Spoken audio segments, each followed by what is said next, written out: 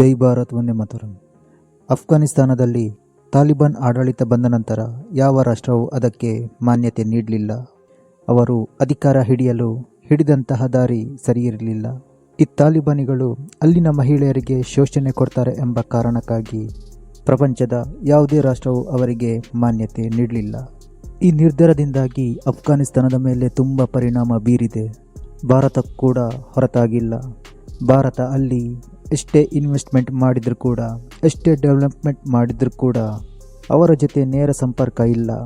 ಹಿಂಬದಿಯ ಮಾತುಕತೆ ಮೂಲಕ ಸಭೆ ನಡೆಸುತ್ತಾರೆ. ಆದರೆ ಈಗ ರಷ್ಯಾ ಅಫ್ಘಾನಿಸ್ತಾನದ ತಾಲಿಬಾನ್ ಸರ್ಕಾರಕ್ಕೆ ಮಾನ್ಯತೆ ಕೊಟ್ಟಿದ್ದಾರೆ. ಇದೊಂದು ಜಿಯೋಪೊಲಿಟಿಕಲಲ್ಲಿ ಆದಂತಹ ಬದಲಾವಣೆ ಅಂತಲೇ ಹೇಳ್ಬೋದು. ಇಲ್ಲಿ ನೋಡ್ಲಿಕ್ಕೆ ಹೋದರೆ ಅಫ್ಘಾನಿಸ್ತಾನವು ಕೂಡ ರಷ್ಯಾಗೆ ಬೇಕಾಗಿರುವಂತಹ ರಾಷ್ಟ್ರ. ಅವರ ಬಳಿ ತುಂಬ ಪ್ರಮಾಣದ ಖನಿಜ ಸಂಪತ್ತುಗಳಿವೆ.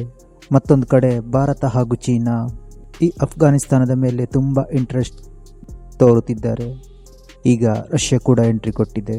ನೀವು ಆ ಭಾಗವನ್ನು ಸರಿಯಾಗಿ ಗಮನಿಸಿದಾಗ ಆಲ್ಮೋಸ್ಟ್ ಹೆಚ್ಚಿನ ರಾಷ್ಟ್ರಗಳು ರಷ್ಯಾ ಪರವಾಗಿದೆ.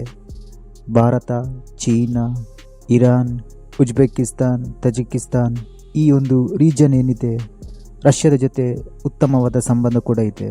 ಈ ಅಫ್ಘಾನಿಸ್ತಾನವು ರಷ್ಯಾ ಪರ ವಾಲಿದ್ರೆ ರಷ್ಯಾಕ್ಕೆ ತುಂಬ ಸಹಾಯವಾಗಲಿದೆ. ಈ ಅಫ್ಘಾನಿಸ್ತಾನದ ಜೊತೆ ವ್ಯಾಪಾರವನ್ನು ವೃದ್ಧಿಸಬಹುದು.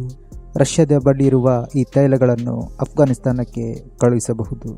ಇನ್ನು ಈ ಭಾಗದಲ್ಲಿ ಮತ್ತೆ ಏನಾದರೂ ಅಮೆರಿಕ ಬಂದು ಕೂತ್ಕೊಂಡ್ರೆ ರಷ್ಯಾಗೆ ತೊಂದರೆ ಆಗಲಿದೆ. ಈ ಒಂದು ರೀಜನ್ ಏನಿದೆ ಇಲ್ಲಿ ಅಮೆರಿಕದ ಕಂಟ್ರೋಲ್ಗೆ ಸಿಗಬಾರದು ಅಂತ ರಷ್ಯಾ ಭಾವಿಸುತ್ತಿದೆ. ರಷ್ಯಾದ ಈ ನಿರ್ಧಾರದಿಂದಾಗಿ ಅಫ್ಘಾನಿಸ್ತಾನಕ್ಕೆ ಒಂದು ದೊಡ್ಡ ಮಟ್ಟದ ಲಾಭವಾಗಿದೆ. ಹಿಂದೆ ಅಫ್ಘಾನಿಸ್ತಾನಕ್ಕೆ ಏನೇ ಬೇಕಾದರೂ ಕೂಡ ಈ ವಿಶ್ವಸಂಸ್ಥೆಯ ಮೂಲಕ ಸರಬರಾಜು ಮಾಡಲಾಗುತ್ತಿತ್ತು. ಆದರೆ ಈಗ ಹಾಗಲ್ಲ. ರಷ್ಯಾ ಹಾಗೂ ಅಫ್ಘಾನಿಸ್ತಾನ ಡೈರೆಕ್ಟಾಗಿ ವ್ಯವಹಾರ ನಡೆಸಬಹುದು. ಇನ್ನು ಪ್ರಪಂಚದ ಮುಂದೆ ರಷ್ಯಾದ ಇಮೇಜ್ ಏನಿದೆ ಅದು ಸ್ವಲ್ಪ ಡ್ಯಾಮೇಜ್ ಆಗ್ಬೋದು. ಈ ತಾಲಿಬಾನಿಗಳು ಆ ರೀತಿ ಮಾಡಿದ್ರ ಮೇಲೆ ರಷ್ಯಾ ಅವರಿಗೆ ಮಾನ್ಯತೆ ನೀಡಿದೆ. ಇಲ್ಲಿ ಪುತಿನ್ ಅದಕ್ಕೆಲ್ಲ ಕ್ಯಾರೆ ಅನ್ನೋದಿಲ್ಲ. ಯಾರು ಏನು ಹೇಳ್ತಾರೆ ಎಂಬುದು ಮುಖ್ಯವಲ್ಲ. ಬದಲಾಗಿ ನಮಗೆ ಯಾವುದರಲ್ಲಿ ಲಾಭ ಇದೆ ಅದನ್ನೇ ನಾವು ಮಾಡಬೇಕು. ಇವರಿಬ್ಬರ ನಿರ್ಧಾರದಿಂದಾಗಿ ಭಾರತಕ್ಕೆ ಏನಾದರೂ ಪರಿಣಾಮ ಬೀಳಬಹುದಾ ಅಂತ ನೋಡೋದಾದರೆ ಇಲ್ಲಿ ಸ್ವಲ್ಪ ಮಟ್ಟಿನ ಪರಿಣಾಮ ಬೀಳುತ್ತೆ. ಯಾಕೆಂದರೆ ಭಾರತಕ್ಕೆ ಚೀನಾದ ಜೊತೆ ರಷ್ಯಾನು ಕೂಡ ಈ ಅಫ್ಘಾನಿಸ್ತಾನದ ವಿಚಾರದಲ್ಲಿ ಒಂದು ಕಾಂಪಿಟೇಟರ್ ಹುಟ್ಟಿಕೊಂಡಿದೆ. ರಷ್ಯಾ ನಮ್ಮ ಗೆಳೆಯನಾಗಿದ್ದರೂ ಕೂಡ ಕೆಲವೊಂದು ವಿಚಾರದಲ್ಲಿ ನಮ್ಮ ಹಿತಾಸಕ್ತಿಯನ್ನು ಕೂಡ ಗಮನಿಸಬೇಕಾಗುತ್ತೆ. ರಷ್ಯಾದ ನಿರ್ಧಾರಕ್ಕೆ ಭಾರತ ಇದುವರೆಗೆ ಯಾವುದೇ ರೀತಿಯ ಪ್ರತಿಕ್ರಿಯೆ ಕೊಟ್ಟಿಲ್ಲ. ಆದರೆ ಚೀನಾ ಮಾತ್ರ ಇದನ್ನು ಸ್ವಾಗತಿಸಿದೆ.